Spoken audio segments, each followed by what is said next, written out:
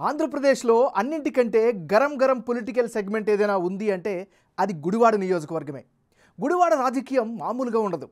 తొడకొట్టడాలు, మీసం తిప్పడాలు, పంచి డైలాగులు ఒక్కటేమిటి అన్నీ ఇక్కడే కనిపిస్తాయి. కొడాలి నాని గుడివాడను కంచుకోటగా చేసుకున్నారు. వరుసగా 4 సార్లు గెలిచారు. ఇప్పుడు 5వ సారి సై అంటున్నారు.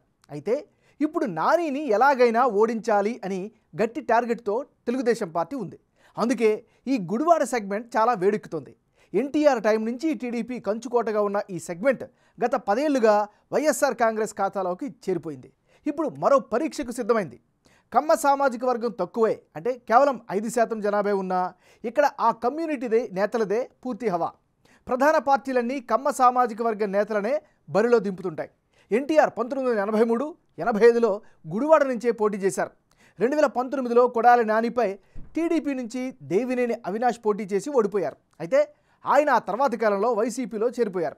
ఇప్పుడు దేవినేని అవినాష్కు విజయవాడ ఈస్ట్ నుంచి వైసీపీ టికెట్పై పోటీ చేసే అవకాశాలు కనిపిస్తున్నాయి. మరి ఎంతగా వేడెక్కుతున్న గుడివాడ ఓటర్ నాడి ఎలా ఉందో తెలుసుకునే ముందు 2019 అసెంబ్లీ ఫలితాలను ఓసారి చూద్దాం. 2019 ఎన్నికల్లో కొడాలి నాని వర్సెస్ దేవినేని అవినాష్ వీరిద్దరి మధ్య పోటీ జరిగింది. ఆ ఎన్నికల్లో అంటే 2019 అసెంబ్లీ ఎన్నికల్లో గుడివాడ నియోజకవర్గంలో వైసీపీ తరపున పోటీ చేసిన కొడాలి నాని గెలిచారు.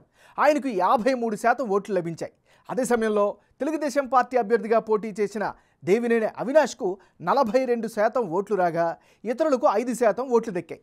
గుడివాడ అంటే కొడాలి నాని అన్నంతగా మారిపోయింది. పార్టీ సెంట్రిక్ కాకుండా లీడర్ సెంట్రిక్గా ఇక్కడ పాలిటిక్స్ మారిపోయాయి. కొడాలి నాని చుట్టూనే గుడివాడ రాజకీయం తిరుగుతోంది. కొడాలి నాని ఏ పార్టీలో ఉంటే అక్కడ ఆయనదే గెలుపు అన్నట్లుగా సీన్ మారిపోయింది. వరుసగా 4 సార్లు గెలవడమే ఇందుకు ప్రధాన కారణం. కానీ పరిస్థితులు ఎప్పుడూ ఒకేలా ఉండవు కదా.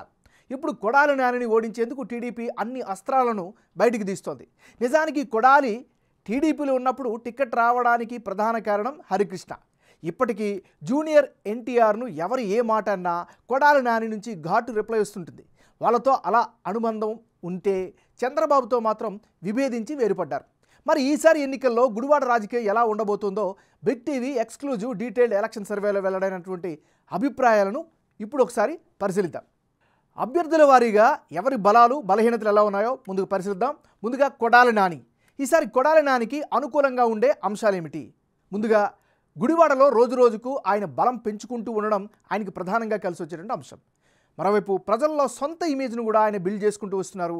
ఈ 2 పాయింట్స్ దీనికి ప్రధానంగా కలిసి వచ్చేటటువంటి అంశాలు. మరి కొడాలి నానికి ఈసారి మైనస్ అయ్యే పాయింట్స్ ఏమైనా ఉన్నాయా? ఒకసారి చూస్తే 4 సార్లు గెలవడంతో తీవ్రమవుతుంది ప్రజా వ్యతిరేకత. ఇది ప్రధానమైనటువంటి మైనస్గా చెప్పుకోవచ్చు.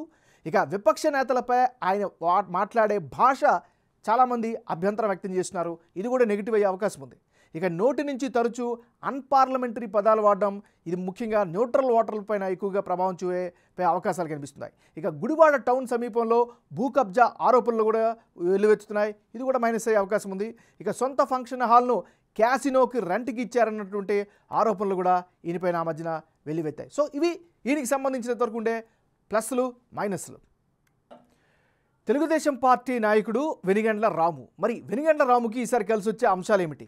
గుడివాడలో సామాజిక కార్యక్రమాలు చేస్తూ ఉన్నారు, ప్రజల మధ్యలో ఉన్నారు. ఇది ఆయనకి కలిసి వచ్చేటువంటి ప్రధానమైన అంశం.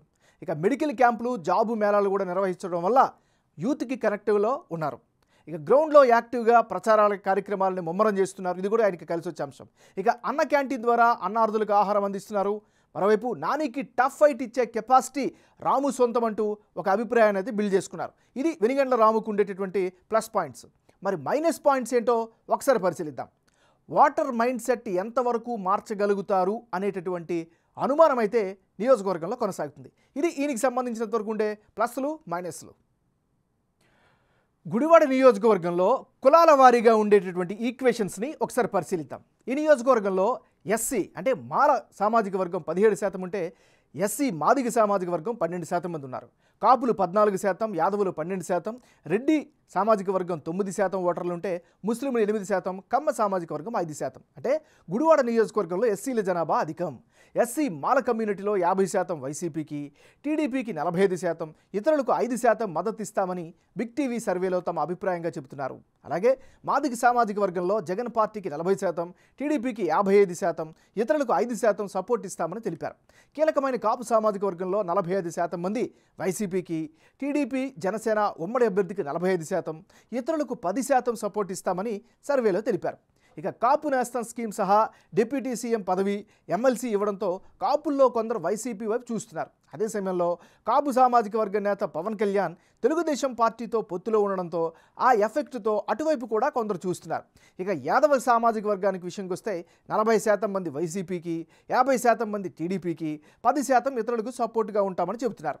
అటు రెడ్డి కమ్యూనిటీలో కూడా 60% వైసీపీకి, 35% తెలుగుదేశానికి, 5% ఇతరులకు మద్దతు ఇస్తామని చెప్తున్నారు. ముస్లింలలో 50% జగన్ పార్టీకి ఇస్తే 40% చంద్రబాబుకు జయకొడుతున్నారు. ఇక 10% ఇతరులకు సపోర్ట్ ఇస్తామని బిగ్ టీవీ సర్వేలో తమ అభిప్రాయంగా చెప్పారు. అటు కమ్మ సామాజిక వర్గంలో 35% వైసీపీకి, 60% తెలుగుదేశానికి, 5% ఇతరులకు సపోర్టుగా ఉంటామని వారి యొక్క అభిప్రాయాన్ని సర్వేలో వెలుబుచ్చారు. ఇక వచ్చే ఎన్నికల్లో గుడివాడలో ఎవరెవరు పోటీలో ఉంటే ఫలితాలు ఏ విధంగా వచ్చే అవకాశం ఉందో ఒకసారి పరిశీలిద్దాం. కొడాలి నాని వర్సెస్ వెనిగండ్ల రాము, వీళ్ళిద్దరి మధ్య కనుక పోటీ జరిగితే ఆ పరిస్థితుల్లో వైఎస్ఆర్ కాంగ్రెస్ పార్టీకి 49% ఓటు షేర్ వచ్చే అవకాశాలు కనిపిస్తున్నాయి. తెలుగుదేశం పార్టీకి 46% ఓట్లు వచ్చే ఛాన్సెస్ కనిపిస్తున్నాయి. ఇతరులకు 5% ఓట్లు సంపాదించుకునే అవకాశం ఉంది. అంటే బిగ్ టీవీ సర్వే ప్రకారం గుడివాడలో ఈసారి టఫ్ ఫైట్ ఉండడం ఖాయంగా కనిపిస్తోంది. వైసీపీ తరపున బరిలో ఉండే కొడాలి నాని 49% ఓట్లు దక్కించుకునే అవకాశం ఉందని సర్వేలో తేలింది. అదే సమయంలో టీడీపీ అభ్యర్థి వెనిగండ్ల రాముకి 46% ఓట్లు రాబడతారని సర్వేలో తమ అభిప్రాయంగా జనం చెప్పారు. ఇతరులకు 5% ఓట్లు దక్కనున్నాయి.